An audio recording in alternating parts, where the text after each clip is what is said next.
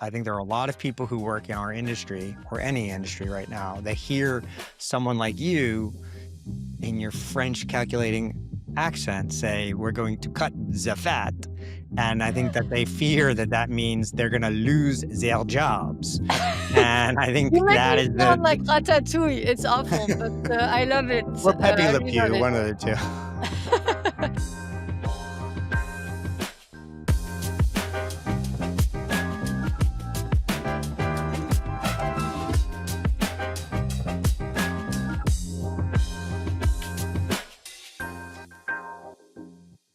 Welcome to the Media Odyssey Podcast. This is Evan Shapiro.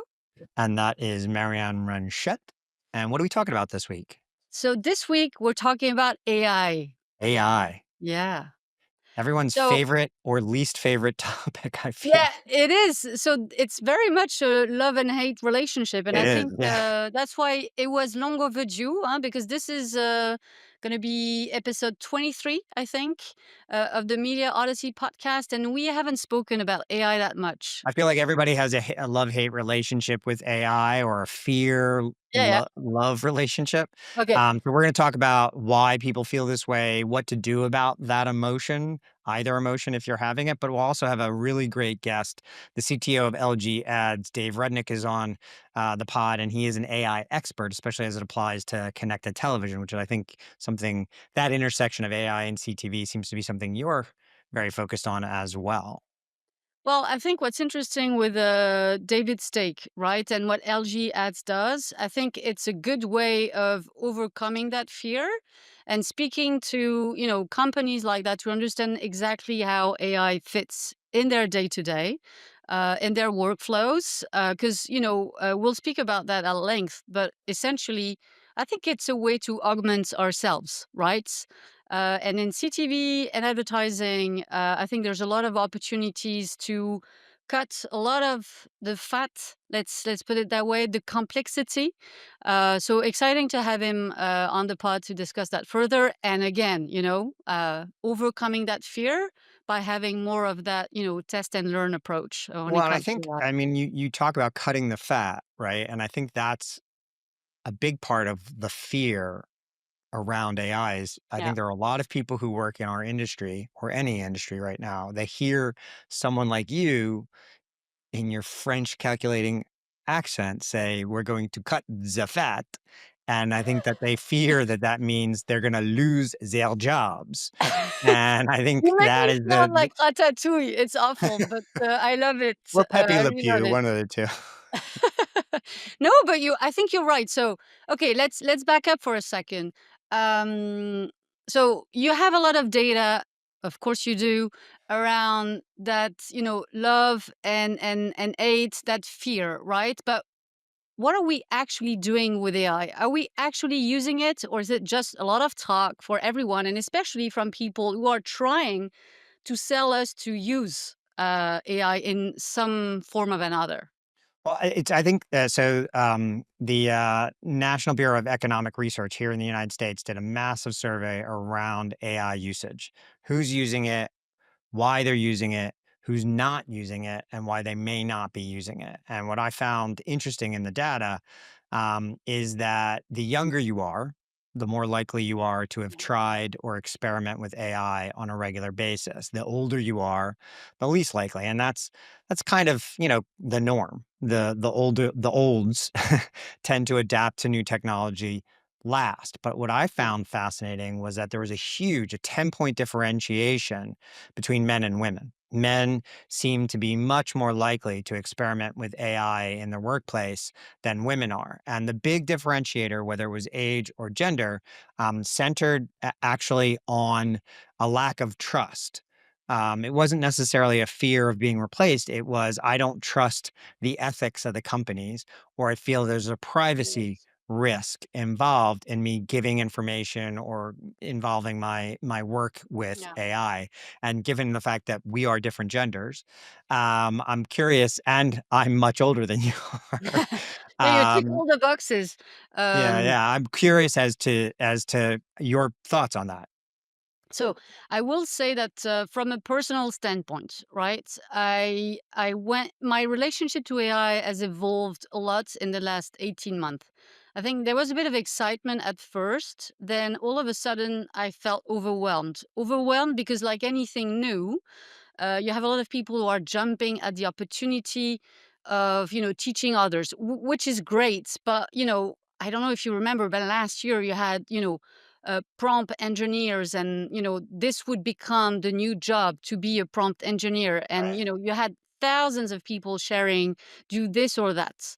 Ultimately, I never had time to do any of this. So then I moved on to a moment where I was like, damn, like I'm missing out on this thing. I just simply don't have the time, right? So I went in this year with really a mindset of, okay, I'm going to try little things. And it is very limited what I can do, and I think I'm still at that moment where the output is not what I would like, and a lot of people are still telling me this is because the input is bad, which I take offense with that, but it's okay. And so it's changed a lot. And honestly, me right now, I'd love to find good use cases where I can augment myself. I'm a solopreneur. I have a very small team. We do so much. I do so much. If I could find a few things that, again, when I say cut the fat, for me, I could almost say cut the boring, cut the tedious, would be maybe a better expression. Yeah, Uh, I and think then it's focus on stuff I love, right? You know what I mean? yeah. I agree. I think the job enhancement is substantially a better use case now than job Yeah. replacement. Although there are jobs being replaced in finance and in other areas. I did this weird algo wars game show thing Oh, with it's fun. one of my friends, Jonathan Verk, Yeah.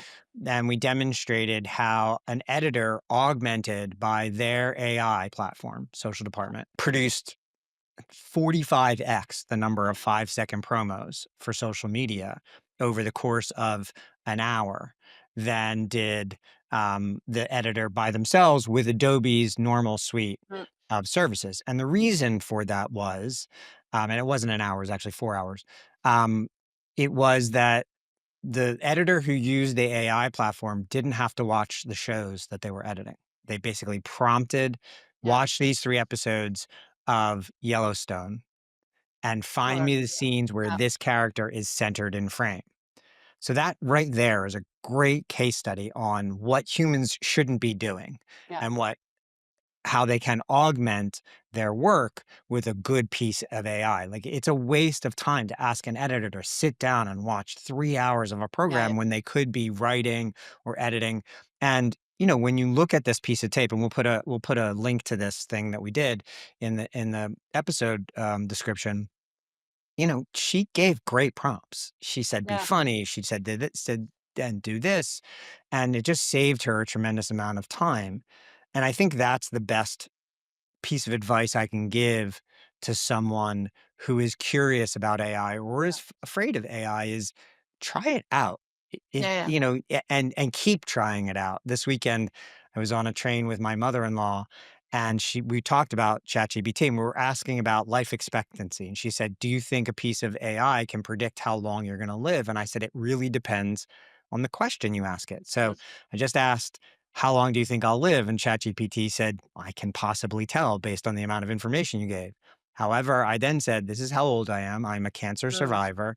I do not smoke. I exercise every day, blah, blah, blah, blah, blah." And it then gave me a very specific life expectancy, which was 81 and a half years old. Oh, that gives us So a lot of seasons of the Media yeah, it's Odyssey. only like 3 more years left. I'm 78 now. So I think that's so.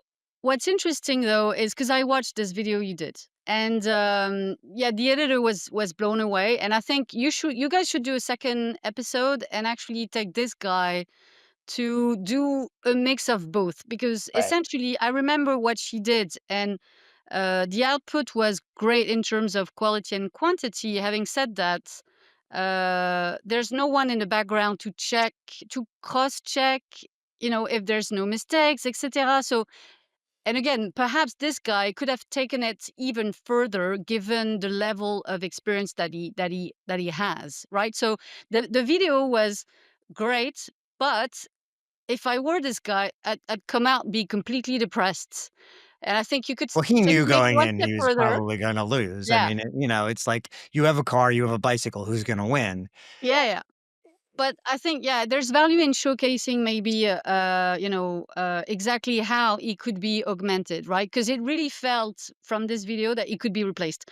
So there's one thing, right, about the question about job replacement, enhancement. There's actually job depression. Let me explain. I spoke to a friend of mine this week who's he's a developer. He codes, all day long. And so I spoke to him and I said, you must be happy, right? A lot of the stuff that you were doing before, you don't need to do anymore. He said, actually, right now, I feel down because what I love the searching part, I love the figuring out part. I don't get to do that anymore. Or if I do, it's depressing me to think that AI could do it in 5 minutes and I'm taking hours to do it. He spoke to a few folks within, graphic design, jobs like this, and a lot of folks felt the same, right? So there's that in between right now where people need to, make that move, stop being afraid, embrace it, and don't get depressed over it, right? But it's tough. Yeah, and I think, when we were in Spain recently for Gemma, we saw this guy get a Lifetime Achievement Award. He's a calligrapher and a designer, Seb, and he talked about inventing a new typeface, and he said it took 3,000 hours of Yeah. drawing to create this typeface, and I think there is no replacement for the artistry. I get asked all the time, "Can't you find some Mm. AI to automate what you do with your map?" I'm like, "I could, but I won't learn as much if I do that." On the other hand, yesterday, the new gauge report for April came out. And just a quick side note, YouTube distanced itself even further from the rest of television in the gauge report. And so I took um, screenshots of the gauge from Nielsen's website and dropped it into Chat GPT and said, create an editable PowerPoint slide Yeah. with an Excel spreadsheet on the back end for me and make sure it can be downloaded. 25 seconds later, I Yeah. had slides that I could manipulate, which I released today on LinkedIn. Now, I didn't ask it to design the slides. I didn't ask it to have a point of view. I asked it to just convert these Yeah. screenshots into editable PowerPoint slides. It saved me at least a half an hour to an hour's worth of work. I also didn't have to ask, Jesse and Paul are sitting behind the scenes on this podcast. They're normally the benefactors or the actually the No, the victims of me opposite. saying, "Can you convert this to a PowerPoint slide very quickly for me so I can put Yeah. it out?" It saved all of us that work time Yeah. that frankly, I'll use another case study and then I'll shut up. Last year, Amazon converted all of the systems to a new programming language across their entire Oh, enterprise. yeah, we Think about spoke that for a about that. second. I remember. And they have this AI assistant, coding assistant called Q Developer, and they estimate that in asking Q Developer, now the coders came up with the code and the language, but then they asked Q Developer to reprogram the site, all of their sites, all of their enterprises for them, and they estimate that it saved them 4,500 years Yeah. of human time. So it's not even in that case a question of whether humans could do the task. They couldn't. Yeah. We wouldn't be alive to see the results. But so I yeah, I've been talking to a lot of companies, and what I think is interesting and why right now we're closer to people figuring out than just being afraid and not doing anything, is you're seeing a lot of AI committees in corporate. Well, corporate loves committees, but it's interesting that they're putting a bit of a task force, a few folks who are tasked to, get an understanding of what AI could bring to that given company. They're testing tools, etc. They're also ensuring that they're educating and teaching, the workforce, because you've said, right, this gap from one industry to the other, one gender to each to another, etc. It's problematic. So I thought that was an interesting piece of, okay, let's get cracking on this. Having said that, I think there's no doubt that some jobs are going to be lost, and I sent it to you, but the CEO of Shopify sent a Well, yeah, what memo. did he say? Because he took down the link. So Yeah, what he did he took it. say? Yeah, yeah, he took it down. So he sent a memo, and essentially in there he's saying, adapt and use AI, or get the door. Right? If I have to be simplistic, and so he's saying you need to use AI every day. If you're not, you need to justify why you're not using AI. It's yeah, it Kind was of rough. draconian, but yeah, that It checks was out very for rough. him But what was generally. He's not the interesting, nicest person in the world. no, but what is right is that any executive, we gotta overcome that stress and that fear and find a way Absolutely. somehow to use a bit of AI 100%. or And be this is left on the side of the road because yeah, and this others by the will way, be good at it. this is not a new conversation. I mean, every industrial revolution comes with this fear and hyperbole. Mm. And in every industrial revolution, jobs are lost, but jobs are gained on the other Yeah, yeah. side of it. There is this great piece of research from McKinsey that came out, I think either late last year or early this year, that showed that around 14% of the globe's workforce is going to be either replaced or their careers will be dramatically changed as a result of AI. So that's 14%. In the United States, it's around 22, 23 million people. In France, you can do the math yourself. But I think the people who will be influenced the most need to get ahead of it. They need to understand the dangers and the benefits to AI. And if you don't, you will be overwhelmed by it. Yeah. The odds increase that you will be replaced if you're not experimenting with it now. And what I found interesting for you and I, and a lot of the constituents we talk to here, is that when the National Bureau of Economic Research asked various folks who is using AI now and who isn't. Um, Computer and math folks Of course. were the number one. That makes sense. They're the ones who invented the technology in the first place. But number two was entertainment. Yeah. And right behind it, Yeah, over 50% of 51%. people in Yeah. entertainment are now saying that Mm. they're experimenting or they're using AI on a regular basis in the workplace. And there was a huge drop off to finance, 20-point differential. Um, and I'll put all of this The show in my notes. Yeah. newsletter and you can check it out. But like to me, that makes sense. If you look at the people who predicted, I love to talk about Fritz Lang, who did Woman in the Moon movie and a big director of the 1920s. He created the countdown clock for rockets. That didn't exist before his movie, to the point where NASA brought him to the first launch where they were using it. Comic book writers, science fiction writers, movie directors, and writers, they're the ones who usually predict new technologies and their usage long before the practical application of it comes along. So I feel like it's incumbent upon us. The Matrix first predicted Yeah. the dangers of AI, but I think we can also be the ones who can help show what the benefits are going to be. Yeah. No, I 100%, and I think we also need to be ethical about the way Yeah. we use it. And we need to. So one thing that is important is because we're grown-ups. Our heads, it's I mean, it's you it's more than done and me, but yeah. dusted. Yeah, it's done. Actually, learning is tougher for us, but there's a set of skills that we have, and we'll have those for life. And so I will say that I'm going to be very careful to make sure that, again, I don't delegate the things that I love to do or the thing that challenge myself. And I think that's one of the risk, and especially for younger generation. And I see my kids, etc. How do you make sure that they just don't, always skip that process, that thought process, and just get to the end game, right? And don't learn anything on the way. If you look at math, like my kids are really good at math, and I'm really bad, but I'm telling my kids, you need to. It's not so much the result that matters, is the thought process, that will matter to the teachers. So I think that's one of the That's concerns. true. Show your work, Yeah, right? That's that cliche, and there's a reason for that. It's not that they wanna see the work being done.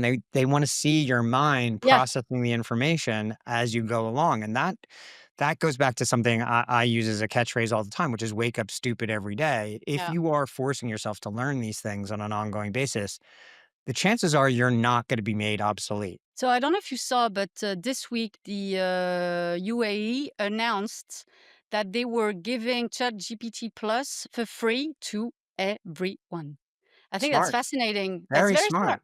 right? Yeah. Everyone has it. Will everyone use it? Maybe not, but at least there's not that barrier of having to pay $20 a month. Well, and In that's Europe, that's a yeah, really important thing, and I would imagine in Europe this'll because you guys are socialists in a good way, um, um, supplying that technology to literally every school student in yeah, the United States would give us or any country who does that substantially greater advantage over everybody else in the rest of the world. It's the broadband gap, here in the United yeah, States where there are neighborhoods that don't have broadband access or computers in schools, and the learning gap that's created there is tremendous. It's the same thing. If we should be, if Sam Altman was a good guy, actually, he would be issuing free licenses for ChatGPT to every public school in the United States. He's not a good guy, so he won't do that. yeah, But here I publicly challenge him, like, prove that your foundation is for the ethical use of this yeah, yeah. stuff and allow everybody to have access to it. So another thing, because you and I, we talk about bundles a lot, but we talk about utility and utility status a lot. And one thing that will also actually disrupt our industry, and I'm not sure people really realize that, but in Europe, more and more telecom operators are actually bundling either Perplexity, Claude, ChatGPT as part of. So it's a hard bundle. So like I got Perplexity for free for a year. I didn't do it in the end. Well, not yet. But Free did that in France with the French equivalent of ChatGPT, etc. And so one thing where B2B businesses will be disrupted, streamers, is that, right? They're going to have to fight to still be, a bundle candidate for telcos because they found one of the biggest threat, and this is this thing that anyone can use. Anyone has an interest potentially in using it, whereas not everyone wants to watch Netflix, not everyone wants to watch Disney Plus, etc. So that's another thing, more from a B2B perspective, of disruption coming. And the last one I will say is the fact that, and that's one where I'm very concerned, because the same way that Google came in and disrupted the media and the access to news in particular, the same thing is happening right now, right? Did you notice on Google now this thing at the top Gemini, where yeah. it's curating um, AI results? And the same challenge is that there's attribution to news publishers and others. But if we're staying on this page or within the They're not ChatGPT going to ecosystem, they're seeing traffic diminish yeah, to the traffic source is and gonna to go down. There's no way to monetize, and so that's kind of one thing where right now I'm full of fear about how a lot of the media companies are gonna ensure that they get the prominence and the distribution that they deserve.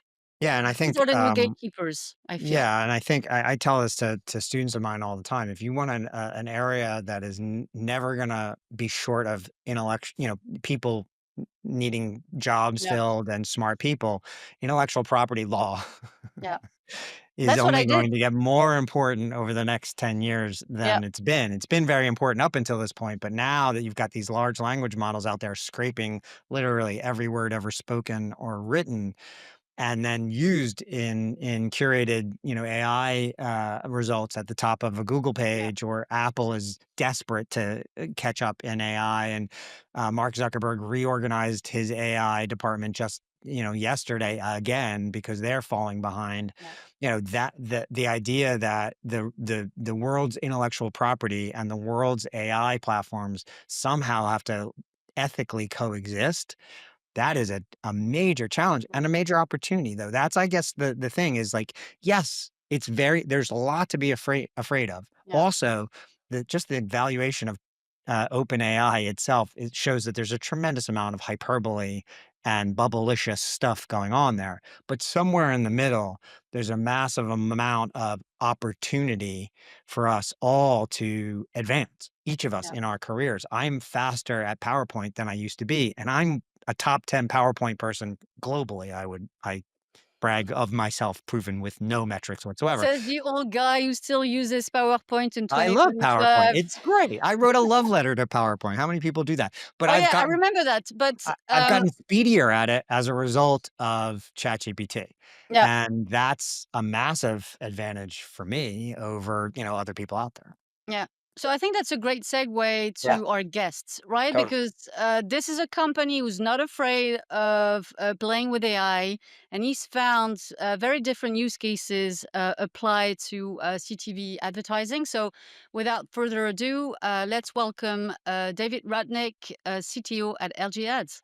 We love to get big brains around the CTV universe, right, Marianne? Yeah, absolutely. And so we'd love to chew your brain up a little bit about topics around tech in the CTV universe. Marianne, you want to kick it off? Yeah, absolutely. I think the biggest one we have, and also because we're not so AI, knowledgeable, I would say. At least I consider myself not so knowledgeable, AI and I'm adjacent, maybe. yeah, exactly. And I'm keen to understand because we spoke to Tony in a prior episode, and Right. he said that AI is transforming every aspect of advertising. And so I want to understand, what you guys do at the AI Innovation Lab. Can you tell us a bit more about how you see AI shaping the CTV landscape? Yeah, so at LG Ad Solutions, we kicked off a innovation lab last year, and the purpose of that was to be able to experiment with some of these newer technologies to see how they would impact the life cycle of the CTV ecosystem. And from my perspective, the things that are happening are moving so fast. Every month there is a whole nother generation of change and new things that are available, capabilities that we couldn't even possibly contemplate. And if you the way I like to I'm a visual person, so the way I take a step back and think about our ecosystem is there are all these stops along an ad in its life cycle through a TV ecosystem, how it's thought about, where are we going to put it? How often do we want to run it? Who do we want to target it to? What happens when it runs? Can we optimize it during its runtime? Do we want to modify it during its runtime? When it's finished, what happened? How do we learn from that?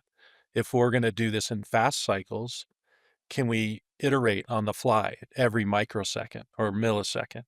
And so what we're starting to see is that at these handoff points or decision making points, uh, machine learning was getting really good at helping us make decisions. But with AI, it's kind of the next level because it's almost like a little person who's doing a bunch of stuff in computational and making adjustments. And so it's really, it's kind of making it superpowers within each of these stops along the ad exchange. And what we're doing in the innovation labs is we're kind of taking a look at what can be affected, what can we do above and beyond that we haven't been able to do. I mean, and the part of it too has to do with on the technical side, compute, and capacity of just being able to run very, very big models. You're talking billions and billions and trillions of computational things that are going on. And in the old days, you couldn't do it. You didn't have the horsepower to do it. Now we're opening up the capabilities for us to begin to do that. And so with that, um, we think about adaptive creative. We think about how ads are placed on a contextual basis as they're running optimization layers, doing predictions during all of this stuff. So even if you're throwing that dart, that dart's guiding itself all the way as it gets to its target. And then when it's done, what can we do better? How can we make this more relevant the next time? And could we find audiences that we didn't even know existed? So all of that gets sewn together in a really cool ecosystem, and there's a lot there, right? There's a lot to unpack, and so we have to look at it, and in certain cases, we may wanna proceed with certain subcomponents. In certain cases, a vendor is extending a new functionality to us. In certain cases, we don't wanna do anything with it.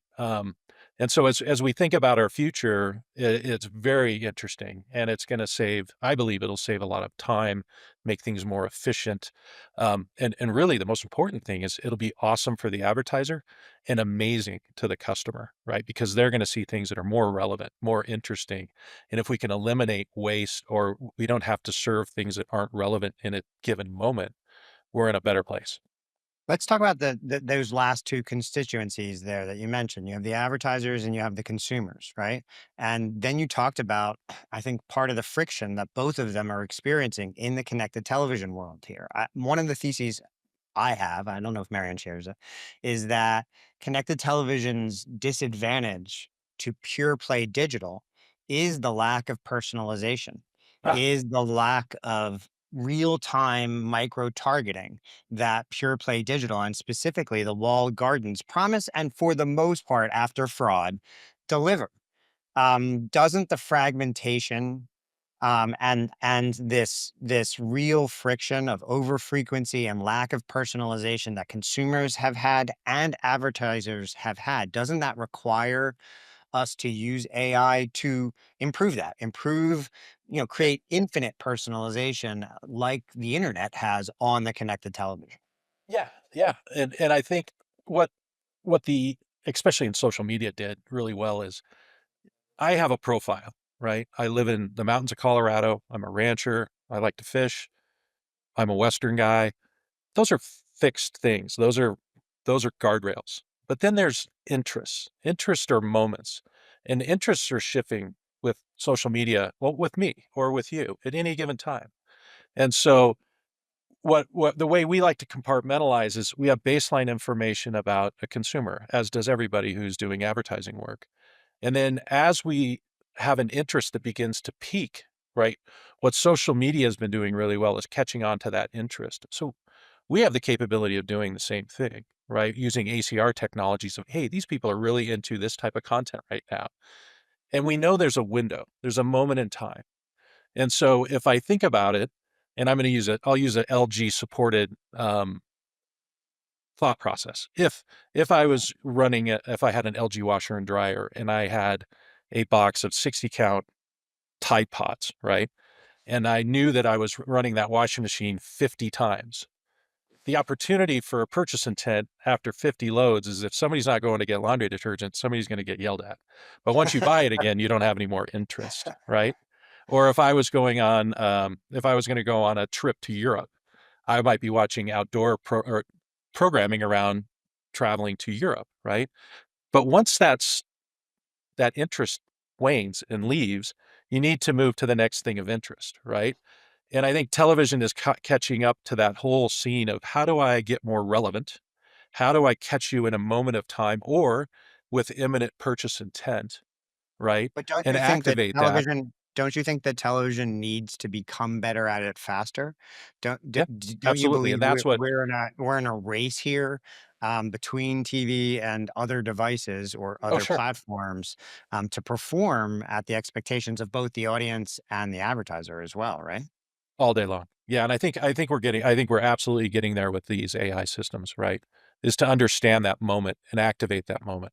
So what do you think is the chief aspect of that AI will add to the connected television that will accelerate this rate of change and personalization and actualization for the advertiser? What do you think are the individual components that most add value to the ecosystem? Sure. So number one, for me, it's about relevancy. So if I increase relevancy through an ad, if I increase relevancy through content recommendations, the consumers are going to spend more time dwelling in that area. We can measure that, right? So the goal is if we increase relevancy, increase dwell time, and then we want to make sure that we also know when to stop. So we don't have saturation of messaging, right? Yeah. And then we switch to the next thing that's relevant because what we don't want to do is saturate you. We want to catch you in the moments and then leave you. It's like a good waiter at a restaurant. They know when to come in and hook you up with whatever you need, A good and then analogy. boom, they're out, right? And our goal behind the scenes with our technology is really to try to think that way, right? Is how do we step in when we need to and provide something so important that they can activate on it? And then boom, we're out of the way again. Can I ask you how does a company like yours embrace, AI? Are you buying out technology and Mm, doing that integration work? How is that working?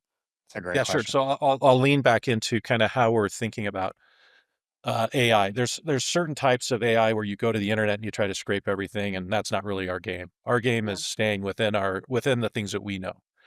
We are There are a host of different AI applications out there and standardized systems that are running.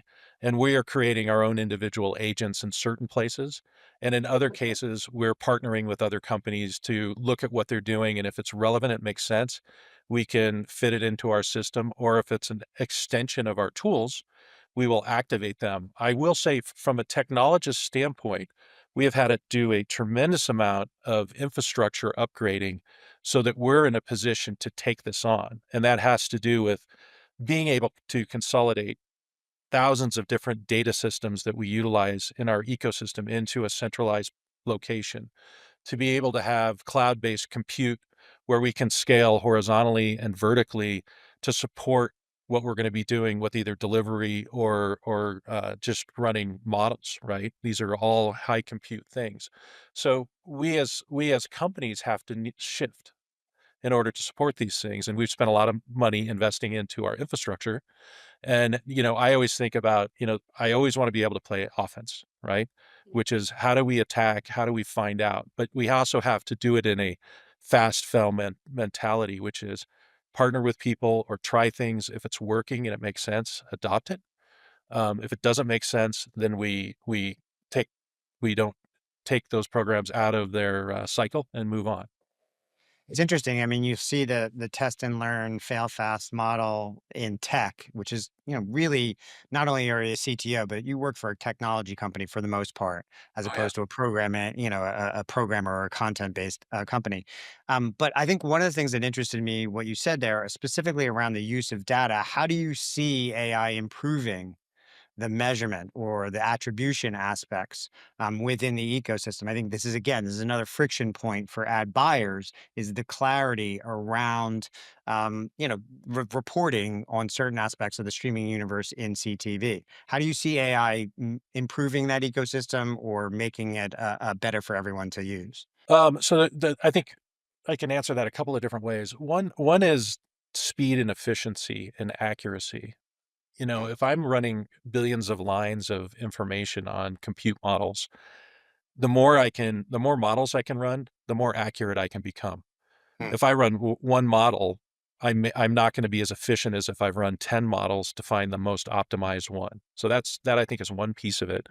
Speed is another. Just within the infrastructure, if I can speed things up on decisioning, I can get more relevant things in the proper destination quicker, right? And so that also helps. And then when I look at the data that we use, um, whether whether this is uh, generic household type of data or I'm using ACR type of data, uh, we have the ability to look at things that we may not have ever been able to look at before. And as these are looking at, let's say, targeted segments, we have the ability to um, run those segments in a different models to actually find relevancy between things that we may have not have thought of in a legacy type of model.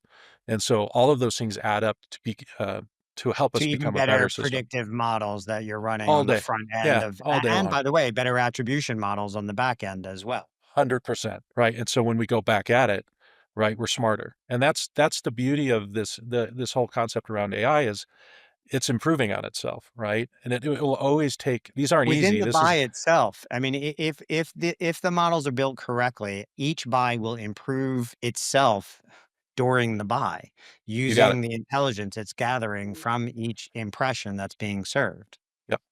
Yeah, and right now they're kinda like the old school. I think about, like, old school F1 cars where you need a mechanic living on them because you're constantly tuning these things. Some people, I think that you just turn it on like a light switch and it'll always be a light switch. These require, attention, these require require us to continue to make sure that we're doing the right things within those ecosystems and that we, as these models are improving themselves, that they stay within um, the capabilities of what we're looking to do. And I think that's part of, it's kind of exciting and fun for the engineering teams and the data scientists and the researchers. But it's kind of a new world for us as we embrace this stuff and go. Well, we wanted to ask you what you were to do a bit of, future looking, but what you were saying, it's changing so fast that I think your answer will be, moot in a few weeks' time. But let's still have a go. Like, what this? But Let's answer it anyway. yeah, answer it anyway, and we'll put you on the spot in 6 months. No, but I'm kidding.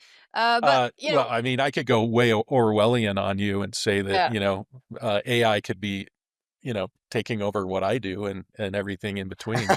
Um, I don't buy that. But it's just uh, said, I don't buy it. What do you think is that? What do you think in a utopian world, not a yeah. dystopian world? You seem like a Yeah. utopian kind of person. You Oh, you look totally. like you're on a ranch, Yeah. and so what do you see in your optimistic view the most positive change Yeah. AI will bring to the television experience on any end of it? Yeah, I think for the if I was the agency or the advertiser lens, I would say that I'm gonna get the best bang for my buck. I'm gonna reach the people that I need to get to. I will have tremendous efficiencies. I'm gonna find people I never knew existed.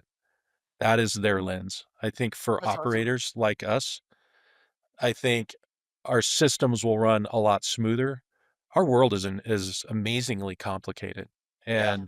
and we are commodity brokers and we're yield management organizations, and I think it'll help the companies operate more efficiently.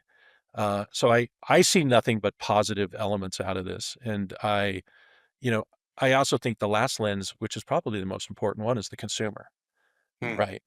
And if the consumer embraces this as part of their life, where it's actually beneficial and it's not seen as a barrier, that to me would be the biggest win of all, right? And I think that's where you find utopia is the relationship of a perfect world between an agency or an advertiser,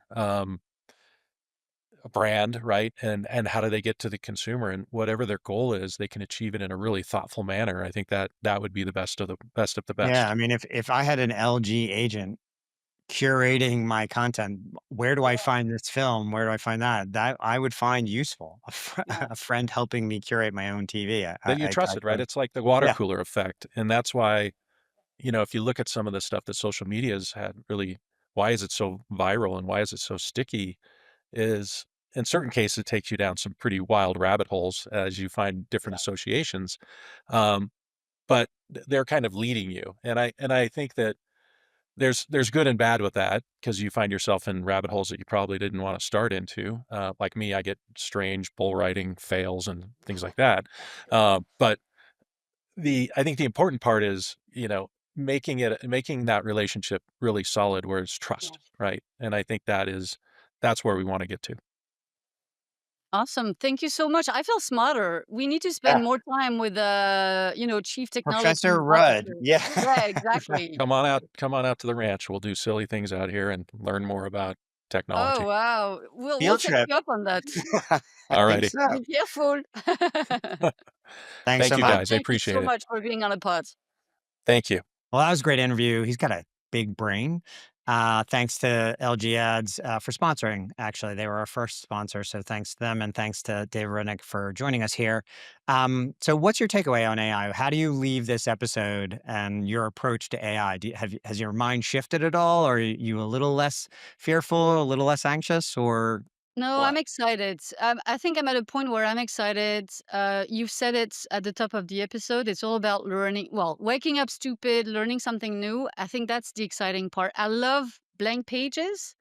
And I love the fact that for a lot of us, it means that we need to figure out how to put AI within our day to day, whether that's personal or business. So no, super excited.